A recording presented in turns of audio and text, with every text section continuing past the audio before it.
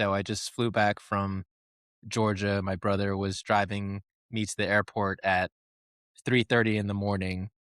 And mind you, this is after a weekend of essentially spending 8 hours a day talking about religion and experience and the afterlife and dreams and psychedelic experience. So we have this context of trying to figure out what reality is behind us. And we're driving to the airport. It's very dark. And we see this light in the sky drop down, appear, and then drop down quickly. And you could say it was an alien. You could say it was a falling star. You could say what it was. But in the moment, my brother and I were both like, did you see that?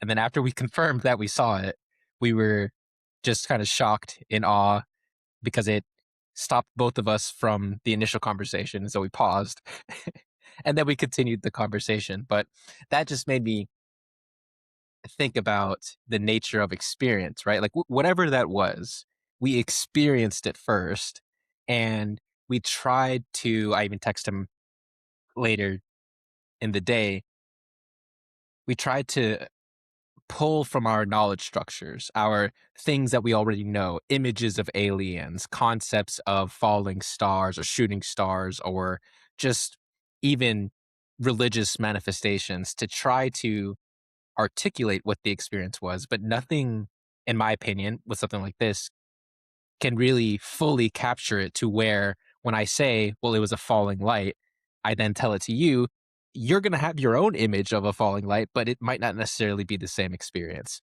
So that is what stimulated the thinking in my mind for today's topic. And I think that's interesting because what you're talking about is what I think is the root reason why we have art.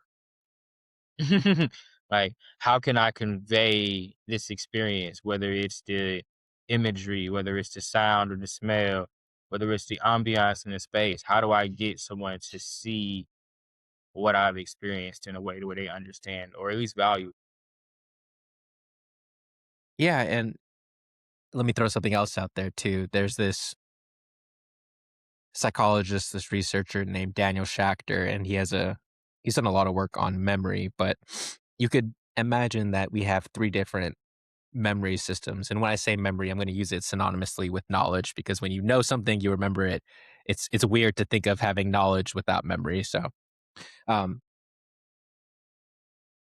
we have procedural, episodic, and semantic memory or knowledge. And so procedural knowledge appears to be our deepest forms of knowledge, where if you think about muscle memory, if you think about the things that you can't really explain to people, like if you want to tell someone what you're doing when you're typing, you could say, well, I'm moving my fingers up and down across the keyboard, but you can't really explain all of the finer motor actions that are actually occurring that you had to learn initially. At one point, you didn't know them, and now you know them, but you still can articulate them. So you have procedural knowledge, you have episodic or imagistic knowledge. And so if I ask you about how your life has been the past 6 months, you'll tell me a story. It's also been called autobiographical or narrative knowledge. And so that's another form where we think in stories, or even when we project out into the future, you can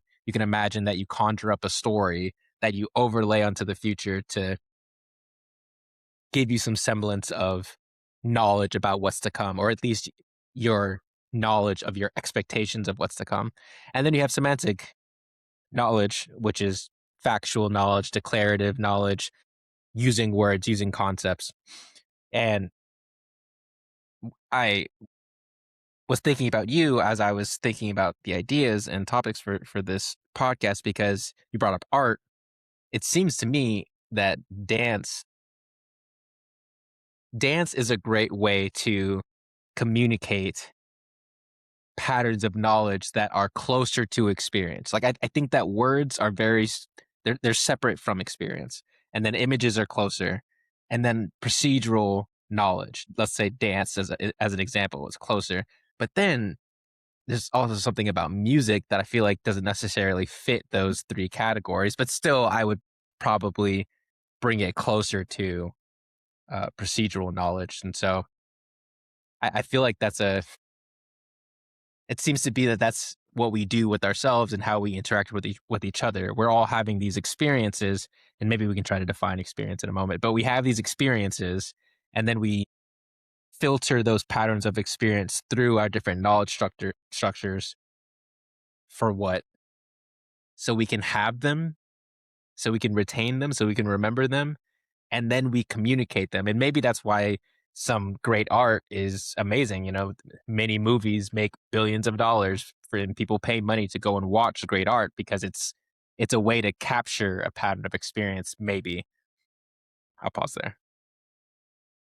You said a lot there, brother. And so I want to hit a couple of points. First, I want to hit the concept of procedural generation and how you tied it to dance. Because as you were explaining procedural thought, that's literally what I thought. I was like, that's pretty much how I learned how to wave. Like, it's you learn how your body moves and how to isolate certain sides of your body. So it's like you don't really think about the micro movements anymore. I can just move whatever part of my body I want to move without having to think about it. And then once you learn how the musicality of it, you can catch different rhythms and paces. So it's just things like that. So it's like once you understand that, it's like the expression to me is I'm gonna combine that with my understanding that trauma is hidden in the body and understanding that when you pay attention to how somebody moves, there's usually certain mannerisms that collide with certain kinds of abuse, things of that nature, certain kinds of experiences. You realize that people that dance a certain way usually are expressing some type of trauma with the movements that they make.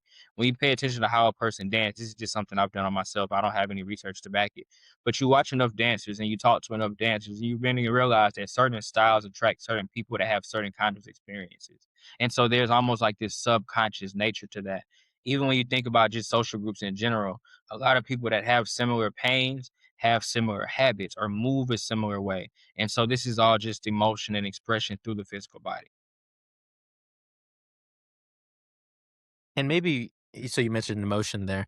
Something else I've been thinking about is just how to define exactly what experience is. And look, experience might be something you can't define. Like I kind of alluded to, right? We have this semantic knowledge and we use words and language, and they're great. They're great for communicating. They're great for communicating something complicated to many, many different people. And it's very explicit. You can be very precise with words, but it's, in my opinion, gosh, it's like what's a shared experience that everyone knows? You mentioned trauma. You can take a a a negative experience or even a great positive experience, like your wedding day or graduating from college or something, right? Accomplishing something amazing, and you can tell people about it, but it doesn't necessarily translate exactly to generating the same experience in them all the time. Now, you can get really technical and say, well, can you really say that? Because how can I ever know what you're experiencing? Because maybe that's part of what experience is. It's your personal relationship with reality that no one else can have. But at the same time, we've developed this, for example, linguistic system.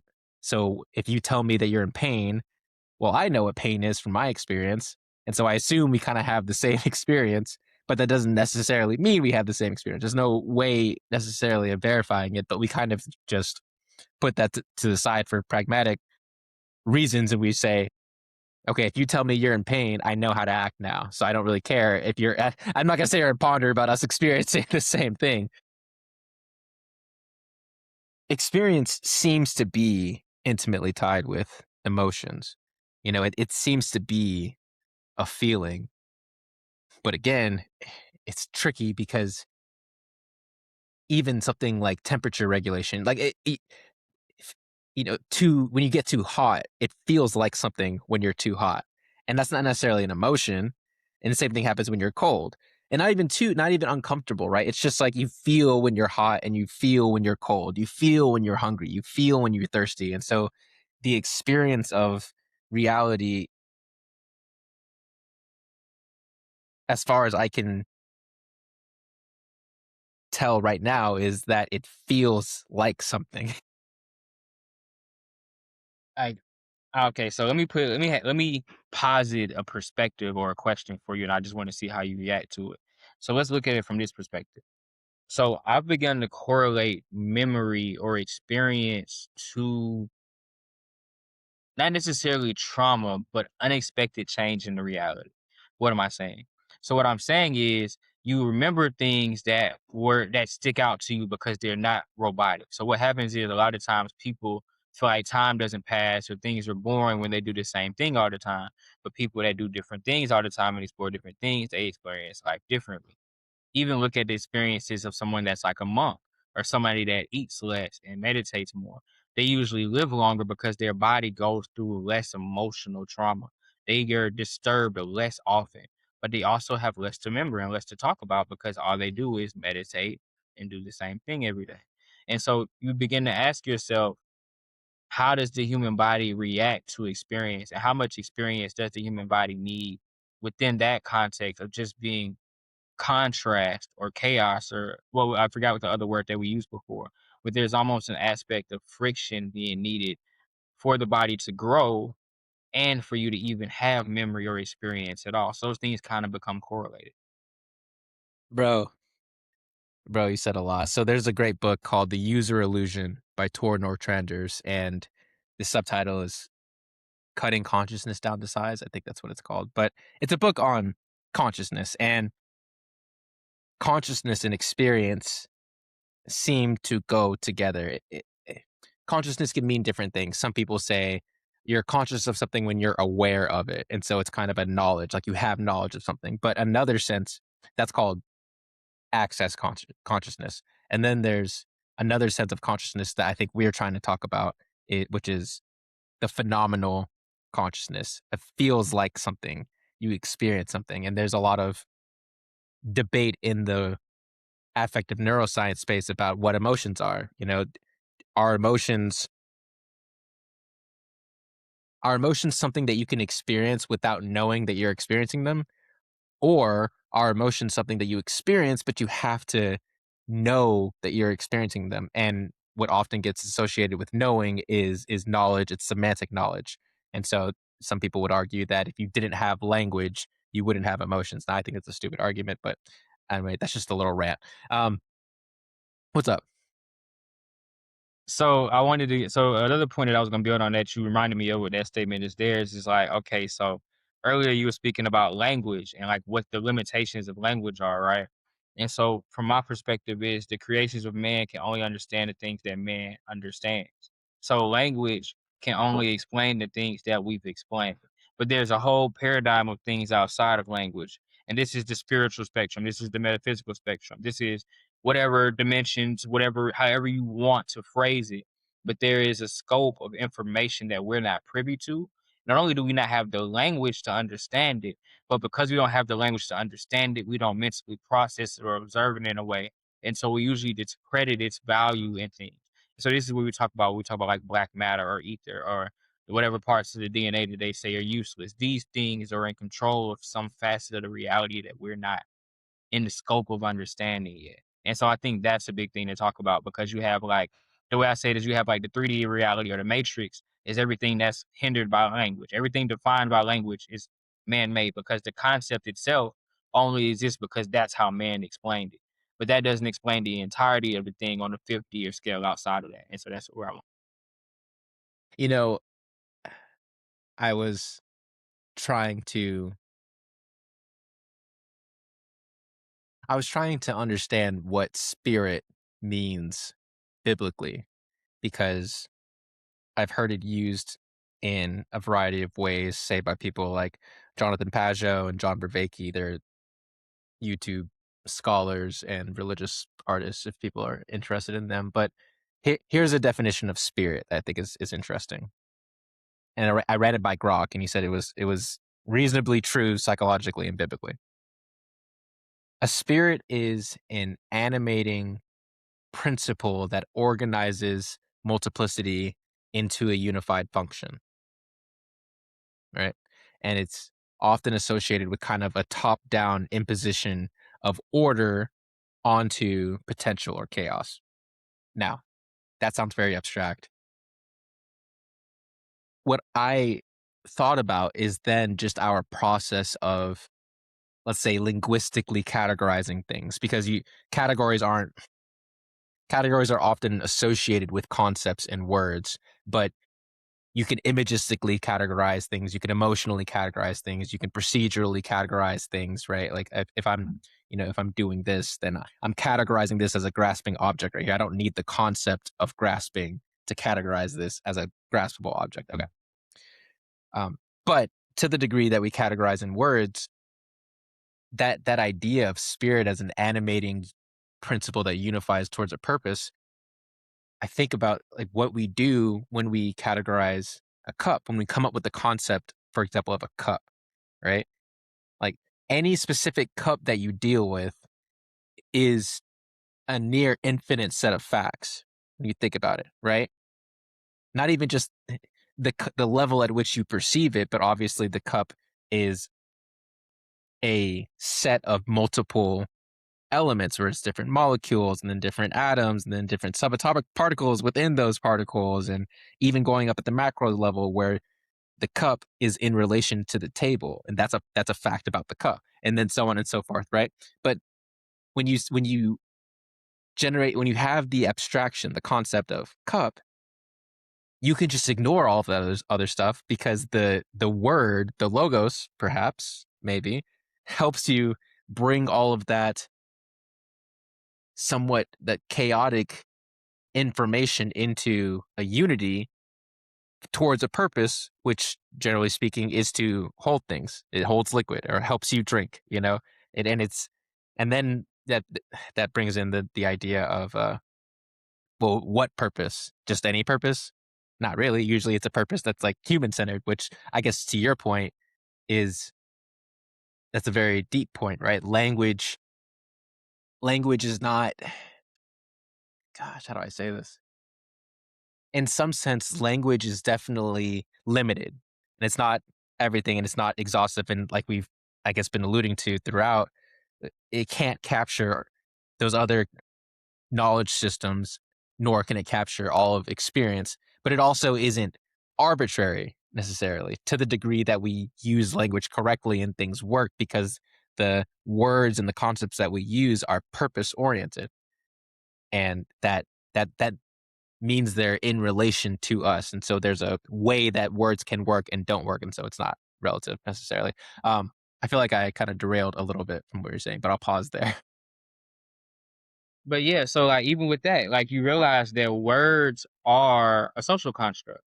Like they only exist for us to communicate and exchange information. Like they're like, for instance, like you said with the example with a cup. Anything that can hold a liquid could be considered a cup. What makes a cup a cup? You see what I'm saying? Like, and then even with the concept of us just having like common understanding of like, hey, I need to hold water or scoop something. I need something that's in this shape to do that. You know what I'm saying? I need something with space. And so it's like, at what level do we separate it just being like a coconut from a cup to a broken piece of pottery that just happened to be, or even like if you're One Piece, how they have the Japanese sake bowls that are pretty much flat, but it's just enough dip in it to pour for a shot. So it's like, what, you know what I'm saying? Like the definition of how we define things is really just, it's there for social purposes. Like if you just needed to figure out how to do something, you could look at it and look at its space and observe what could do what and the uses of it. And I guess the question then becomes like how much of that is intuitive and how much of that is a learned experience, Because a lot of people wouldn't know how to do certain things if you didn't teach them. A lot of people would put their head under the faucet if you didn't give them a cup. That's why dogs drink the way they do and things of that nature. So it's like there's there's a bit of intuition and, or I guess ingenuity that goes into how we use things and how language comes about. But um just in the scope of that, I feel like how we define things is interesting, for lack of a better term. Like there's a lot we can get into, like my theories on like how humans use telepathy, and there was like a central way for us to communicate before we got the language, and we just kind of could look at you and be like, "Hey, wah, yeah," and they would know what to do. And it was like you didn't have to have the language; it was just the body language and the movements and pointing and knowing what the different things were and having some kind of central understanding. That birthed the language. I don't see like language was a bad thing, but I do feel like it's a social construct, and some people would argue that certain languages are curses or spells, but that's a whole nother conversation. I we could get into that, and I wonder if eventually we can loop back to experience. But no, we're talking about language, and language plays a role in knowledge. Like many people think in words. I mean, obviously we're reading books and we're trying to understand the world and ourselves and our place in the world. And so I view words and language as a means of communication. It's one medium, right? But again, we've mentioned other mediums such as images and actions, and it's a lot. We can talk about the social constructive element of language for a little bit too, because I'd be curious what do you think about this? I'll throw out some ideas and then you let me know. You know, when oftentimes when people say that things are socially constructed, they might mean arbitrary or not real. And I can understand that, right? I think we've spoken about this before where you have a $5 bill. The physical $5 bill is real, but the value that it represents is socially constructed. And then the question is, well, does that mean that the value is real or is it not real? And my answer is, well, it depends on what you mean by real. You know, our own, I, if you're a materialist, then you think that only the physical realm is real. Neither you and I are materialists. And so that means that a social construction is in some sense an abstraction, but that doesn't mean it's unreal. It does mean what? That it's more malleable potentially. Um, but it that and again that's why you and I also align on pragmatism, because it's the value of the dollar is true if when you use it for something you get what you want. You know, if when you enact the principle that this $5 bill can be traded for this object that this storekeeper says is $5, and then I get it. Okay, cool. We're good. Like it's real enough for me in that respect. And so I think language uh, is I agree with you. It's socially constructed. I also think that it's real pragmatically, and then I would also say that it is bounded as well. Language is bounded by our what? Our physiology, how we see the world, how we act in the world. And then in some sense, maybe to tie it back, language is also bounded by experience in some sense. If the sequence of well, it's a feedback loop really, right? It's like you have an experience, which is I like the way you said it. Something what did you say? It's a change. It's an unexpected change, right? Because when when everything is chaotic, when everything's always changing, you don't even have a frame of reference to register the chaos. So you can't experience extreme chaos. But when everything's orderly, you also it's like it's as if nothing's moving too. It's also as if you don't experience anything. And so between and I think there's a wide domain here, but between the extremes of order and chaos, you can experience the world. But back to what I was trying to explain, it's as if something in the realm of chaos or potential moves towards you or calls to you or something, and then you attend to it. And as you're attending to it, perhaps by selecting the proper spirit, like I mentioned before, you then try to order it. You try to fit it with your prior knowledge structures, your prior concepts, and then once you have it in the concept form, or even in your knowledge form at all, right? If you just, even if it's reflexive, an experience happens and then you have a reflex, it's like the fruit of the combination of the experience and the knowledge creates something, an action, a thought, or what have you, and that also has an experience. You experience your actions, you experience your thoughts, and then it's a cycle that keeps going. And it seems, what, as long as that cycle is oriented towards whatever purpose you're selected, then you deem that pattern of encountering experience and transmuting it into knowledge pragmatically true. So let's have an extremely interesting conversation about what you're saying, because what you're saying is exactly how experience becomes language, and how it's a social construct. Experience, like you said, is that moment where something happens that changes you.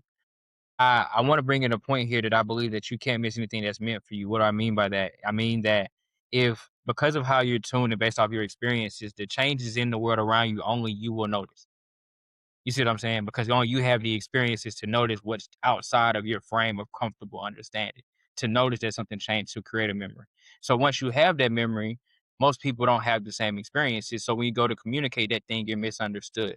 Language was created to breach that bridge between our experiences and our understanding. And those that are good at language or storytelling in its highest form, like we talk about, are those that are able to communicate their experiences as well through language or imagery. So like art or creatives, those that are great at communicating what they've experienced are great artists, they're great writers, they're great poets, they're great philosophers, whatever it may be. You see what I'm saying? And so this is those people that have mastered language, but that the language only came in to communicate the gap in experiences that we have as social beings, and our desire to communicate the things that we experience that we find amazing. No, I agree with that. And some ideas that were coming to my mind. One was the idea of self consciousness. And so we earlier associated consciousness with the capacity to experience, I suppose. And then we usually think of self consciousness as thinking about yourself. But I suppose you could also imagine that you're experiencing yourself. And it's usually utilized in a negative fashion. You don't like to be self conscious. You associate that with guilt or shame or embarrassment or vulnerability. And it's actually true psychometrically. And so there's a one personality paradigm, I've brought it up before, is the big five, and one dimension of personality is called neuroticism. And we can get into statistics and how people use language to really try to extract out objective facts, even from social constructs as word. It's so interesting, where if you give people a questionnaire and you ask them 10 different questions about, let's say, negativity, negative emotion. Um, you experience negative emotion when you feel guilty, 1 through 10. When you feel ashamed, 1 through 10. When you feel depressed, 1 through 10, right? And then if they score, what you could do is you can then take all those scores, and if they all correlate, well, then those words all kind of mean the same thing, right? Because they're all associated highly with each other. And so self consciousness is tightly associated with negative emotion, with the term is neuroticism. And so that's super interesting. But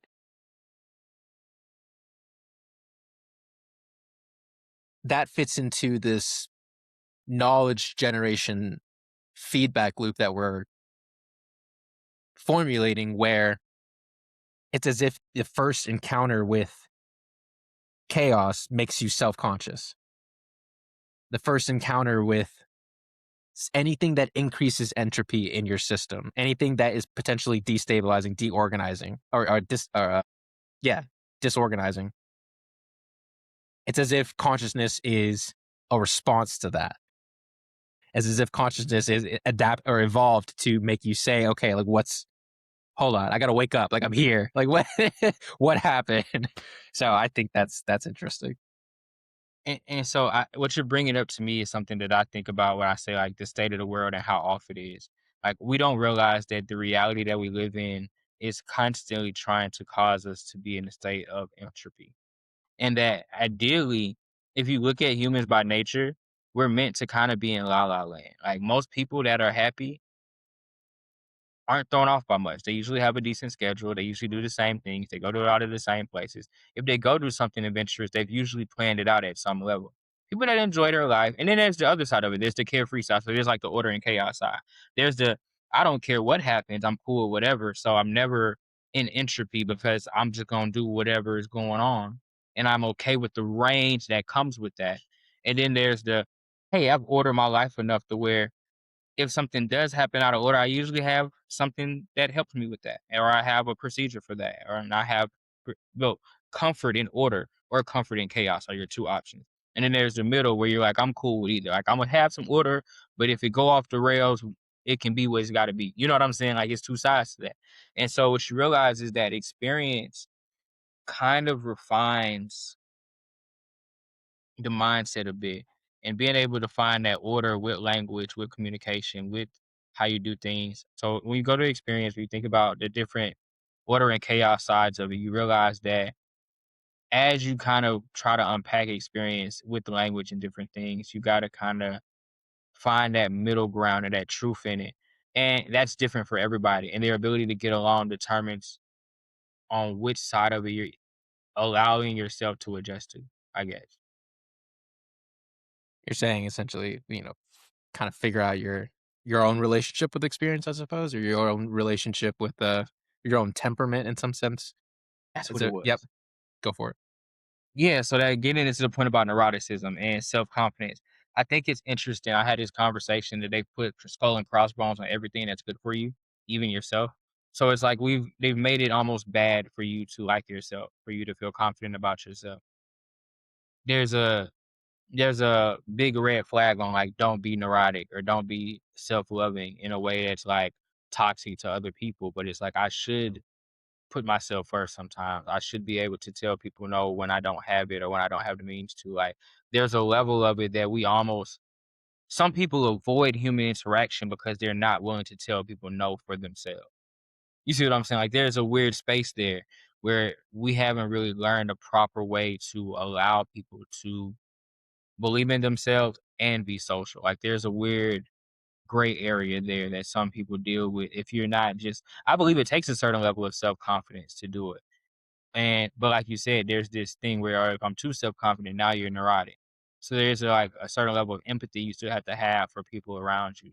And that's kind of the balancing act that I'm talking about, where it's like how much of other people's chaos can you deal with and how much order do you need?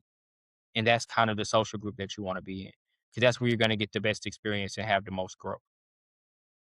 I want to pick up on the tension that it seems to be a recurring theme in our talks, and I enjoy it because I think we disagree in a productive way about it. But this it is a constant tension to conform to society and to what reaffirm your own value in a sense because these two are not always misaligned, but sometimes they are. And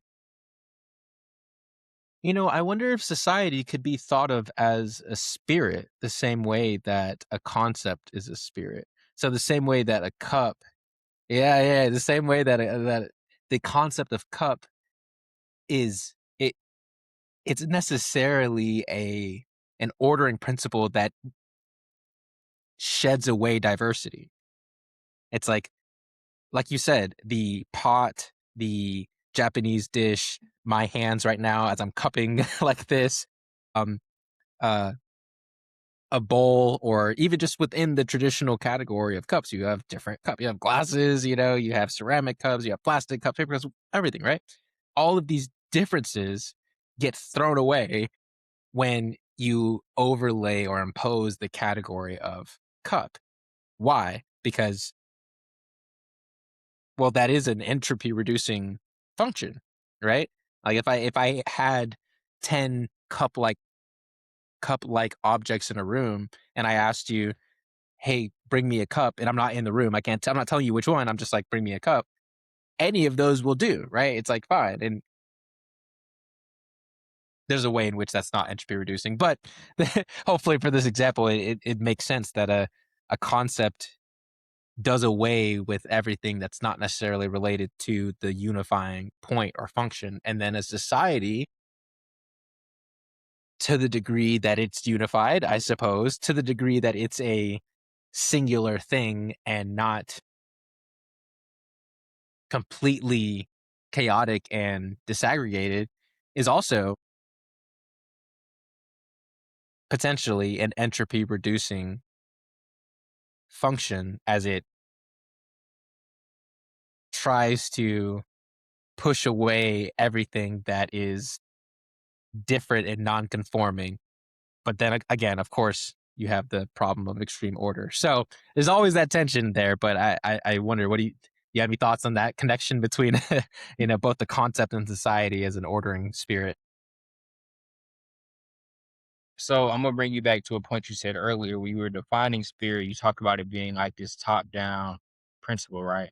So if God or source emanated into reality, technically an emanation is a spreading out or splitting of this thing. So the idea here is that God put breath into us. That spirit is breath, and the conscious community spirit is associated with breath or air. And so this idea here is that the spirit was breath into us. So the emanation is God splitting itself into us. So technically, the cup that we're talking about is the emanation of God. It's even drawn as a circle that spreads down like a tree that breaks up into the different little pieces. And so what you're talking about here is this concept that our spirit or the emanation of us is a breath. It's like you said, it's an automation of the physical thing. And so how does that correlate to experience? So I believe that our existence is to experience life for spirit. So the part of us or the fragment of us that or the spirit that we contain is experiencing whatever we're physically going through as us as the center point. So each one of us represent spirit experiences itself as the center going through the reality of itself. It's a weird thing to kind of talk about, but that's really what we're dealing with. So when you talk about like soul families or soul clusters or the collective consciousness is just the area or the Akashic records. This is just the area where all of these spirits come back together and gather all the knowledge. And so we're all pulling technically from the same pool of knowledge. I believe that if like you have a group of people, they all get the same dream or have the same idea. And it's like whoever builds it first gets the credit for it because the idea came from the collective, and we're all just receivers of that collective information and our ability to, like I said, catch those moments that are the entropy that spark the idea that lead to the creation. This is the divine system at work in itself. That's a lot. That is a lot. There's this set of terms in cognitive science: bottom up and top down processing. And it's a useful distinction in some ways. So when you think of bottom up processing, you can imagine that there's patterns in the world that you can sense. And as these patterns manifest themselves and are picked up through the sensory channels of your nervous system, that information gets scattered or cascaded upward into various parts of your brain. And the higher up it goes, the more associated they become. And so at the highest part of your brain, you can imagine that all of these independent channels of sensory information come together to create what your conscious experience of something. That's rough. That's rough. But anyway, you have the bottom up processing, and then you have the top down processing, which is more associated with conscious volition and my desire to look at this thing rather than a kind of reflexive, the sense data gets imposed on me and then that triggers something. I'm being very loose with the terms now, but this idea of bottom up and top down and the reciprocal interactions between them is something that I imagine maps well onto, again, ordering principles and I guess a bottom up multiplicity or plurality. And I've also heard of this idea of heaven being above and then the earth being below, and that boom, okay, send it. So let's look at it physically. So physically, we talk, or physically or metaphysically. So metaphysically, what we're talking about is the tree of life. The path down is considered the flaming sword of Michael. So this is Michael banishing the devil to earth. And then the path up is the Kundalini serpent, or there's another way, there's another terminology for it. But the Kundalini serpent that goes from the root of the spine and slithers up Jacob's ladder to the crown. And so how does the crown exist, or what is the crown, or what is that node in the brain? So there is, I can't remember the name of it, but there's like a pressure point where this is the same place where you're like the soft spot in the baby's head is ideally the idea where they say the spirit enters the body. And then there's a patch of nerves that are actually in that spot that are pretty much control, or like the center point for all of the body's nerve endings, right? And so you also get the pineal gland being the seat of the third eye for Jesus and all of this. So what we're talking about here in the grand scheme of things, to not make it too complicated though, is there's a reflection not only in the physical, because you have the chakras that are lined up basically based off the same principles you're saying, that the bottom is considered the root chakras based off of more your physical identity of being, and then the crown is more of a looser, higher air realm. So this is the heaven and earth in the physical. This is the reflection. This is the law of correspondence. And so when you really put all this together, what am I saying? Is that this the top-down thing that you're referencing is literally described in metaphysics as how spirit enters and leaves the body and how it exists in the body in different levels. Okay, so I kind of want to. All right, damn, we got a few minutes. We have 20 minutes, but I don't know. That's like too little time for this. But okay, so I started off with that story about my brother and I having that experience, and then looking for our available knowledge as a means of describing and kind of capturing that experience. It seems to me that many of our mythological and religious stories are doing that. And well, it also seems to me that's what we're doing all the time. But I feel like in our explicit, articulate modern world, we forget that we're doing that. And we forget that our words are representations of patterns of experience, and they are shallow compared to images, which are also representations, and the images are deeper than words, but still shallow compared to patterns of action and patterns of perception. But still, words are good. You know, they're helpful for what, explaining different relationships between being and reality, which I guess is another way to think of experience. Experience is a relationship between being and reality, and maybe there are the different words that we use are attempts to carve up those different patterns of that relationship, so that way you what have the knowledge to contend with it in the future. I think about I have some nephews and a niece now, but I watch my brother and his wife do a great job of parenting. And one of the things I see them do is, as their children are experiencing emotions, they're trying to give them the words.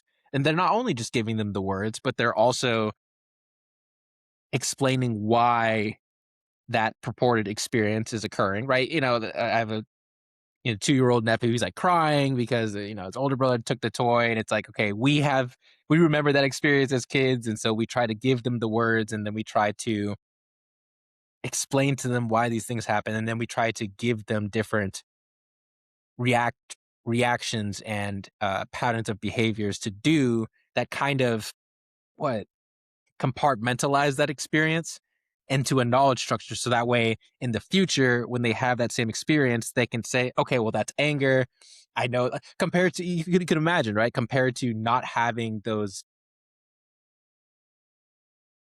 limiting and boundary instantiating knowledge structures, you just have this experience that's like, what is going on? What is this? I don't know anything. Maybe it's just like, I don't like this, but in some sense that could be helpful.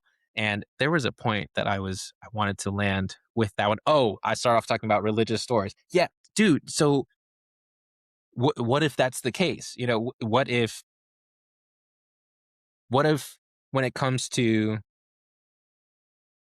flood myths or creation stories, these authors are like they experienced some events, they experienced something, and they use the best categories that are available to them in their culture, in their context. And so when I don't know what's a great example. When Moses sees the burning bush, it's a fire, it's a bush or a tree that's alive, but that's on fire, but it never goes away, right? It's like, you know, for some people, that's a weird category. That's a weird concept. It's kind of woo woo, kind of mystic. But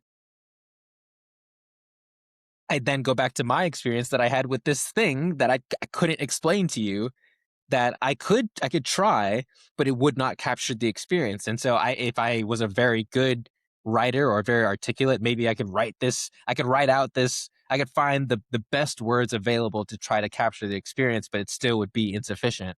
And so okay, so yeah, what do you think about the idea of many of our great stories essentially being an elongation of that process of people having an amazing or profound experience and then just trying to categorize it, trying to apply knowledge to it to see how it works? Uh, yeah. I would almost go far enough to argue that I believe that religious texts as we know it are like a list of the strangest happenings in human history. And it's just understanding that when someone goes through something that is extremely unique, the writing and the person that they become because of that experience is something that lasts through history. So, like, what am I saying here? The idea of the burning bush, right? Or the idea of anybody in the Bible that's considered a prophet. What did they do? They seen something and they were able to communicate it in a way where everybody was like, "Nah, I believe what bruh saying. He seen that shit, and it's some weird shit going on, and we gonna remember that for when somebody else see it. We gonna know what the fuck going on." You see what I'm saying? And so it just becomes this thing that is like. So it goes back to my idea of things that if you ever acknowledge the truth, then it's gonna last throughout time. So these beings had an experience that was true enough, and they were able to communicate it with words that captured that truth well enough for it to exist as an artifact of human history.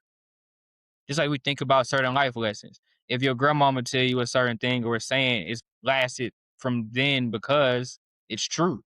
It's the same thing within the experiential story. So whether it's an experiential story or life lesson, and like you said, the emotions and the words that we use for emotions haven't changed for a long time because they're accurate to the truth of the vibration of that thing, if that makes sense. No, that makes complete sense to me. And that, going back to the idea of language being a social construct, you know, I think some people, again,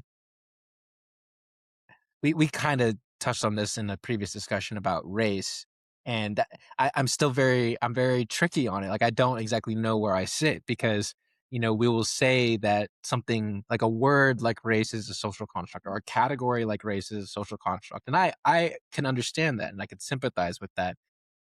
My question then becomes, does that mean that it's false?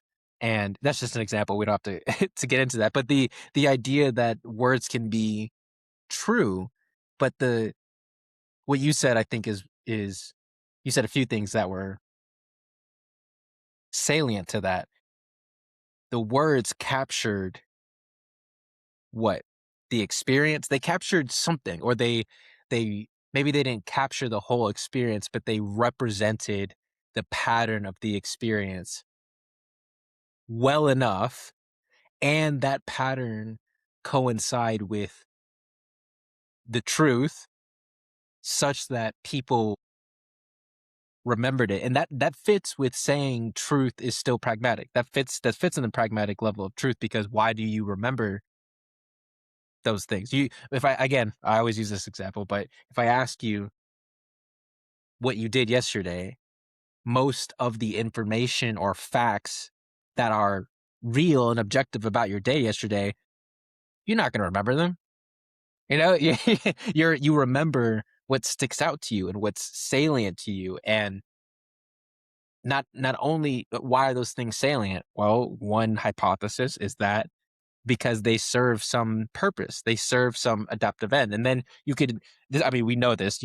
If you change, if you have people modify their conscious goal, their conscious purpose, different elements of their memory of their past experience will become salient. And so your memory is goal oriented, and it's not just it's goal oriented across a long time span. So yeah. And I think that's like you said, everything we really on the same point, because we were just really dialing into this idea of experience and what it is and how it shows up for us. And for me, I just think it's interesting because it's like, how do we mm, I guess once we figure out how we want to communicate experience, how do we enjoy experience? I guess the next question is like, how do we, like you said, if it's something is real or not, you know what I'm saying? Like, I think there's a weird space there where it's like, it's real to those people that experience it and can't explain it. But it's like, that's why I say like everybody's experience is different. Like, you're only getting a part of the show at any given time. You're never seeing the whole show. And once you accept that, you're like, all right, so it's possible you could experience something that makes no sense for me and never will. Because it's just, there's so much going on. There's so much space in the reality for weird shit to happen that I can't say whether or not what you've seen is what you've seen or not. That's why I tell people all the time, like, believe what you want to believe. There's a lot of shit out there. But like, I'm gonna go with what I can see and what I know, and I'll take some hints for what you say you've seen. If I ever run into it, I'm like, oh, that's what bro was talking about. You know? But other than that, it's only as real as Mhm. what you have a frame of reference for. Whether it's the words, the It's on. pictures, or an experience. Even if you just seen a show that makes you familiar with it. Okay. Yes, that's I think a perfect place to end it, and where we can go next, because next time I would like to talk about, I guess, the notion of true and false experiences. Because that might be is that an oxymoron? Is that a paradox? I don't know. That might not make sense, right? Especially from the perspective of the philosopher William James, who's the founder, one of the founders of pragmatism, and he believed that experience was primary, and that, like, and so from that perspective, there's no. It's as if you experience it, it's true. I don't know. I have to parse that out some more. But next time, I would love to talk about how you said your frame of reference plays some role with experience, and then also vice versa. And then I would love to talk about dreams and psychedelic experiences and um, psychosis, to try to flesh out. Well, I would believe that those are real experiences, but what's the truth or falsity of them? You know. So hopefully we can get into that next time. I'm all for it. And I'm gonna just say that I already know I'm gonna take that question to, what's the value of the experience?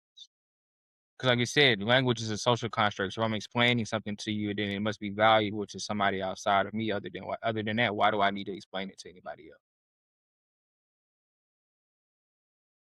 I like it, It's really dog. simple. But I'll leave it there. I'm not gonna get into it too much. But yeah, that's where that's where I'm gonna take it. But yeah, it's real is subjective, like we said. I just feel like the real is very subjective. But because we're all experiencing it for spirit, technically it's all necessary. Just not necessary for everyone, if that makes sense. Mm, mm. We'll unpack it. We'll unpack it. All right, dog. I Definitely, we'll have to appreciate you. unpack it. 100%, Great dog. talk. Appreciate your conversation. Appreciate the time, man. Have a great day, man. Have a good one.